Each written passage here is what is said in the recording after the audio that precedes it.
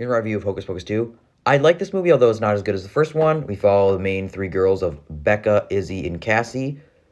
And personally, one of the things I liked about this movie more than the original is I think that, for me, I found Becca, Izzy, and Cassie more likable than Max and Danny. Just because I found Max just to be kind of annoying.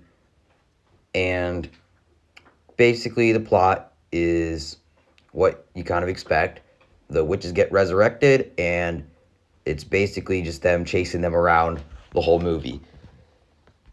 But I think the highlight is definitely the Sanderson sisters, Winfred, Sarah, and Mary. And they're just as funny as they are in the first one, I think. And this is a pretty basic plot like the first one, so there's not really that much to talk about. So I'm kind of just going over the same things. But I think the improvements over the original is the main three kids, personally for me. But I do think that the witches were better in the original. But I still like this one. And there is kind of like a weird plot twist where, spoilers, obviously, where like later in the movie,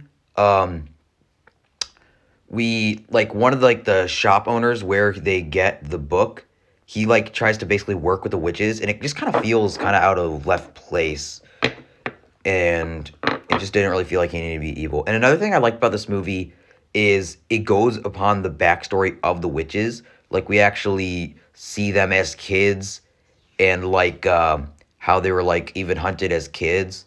And I think that was really cool to see in like ancient Salem, Massachusetts. And I think that was just really cool just for some added lore. And then you also learn a little bit more about like just like, I guess, the magic in general. But yeah, like I said, it's just a funny comedy, straightforward. There's not really that much to talk about. And yeah, that's about it. I really liked it, although it's not as good as the first.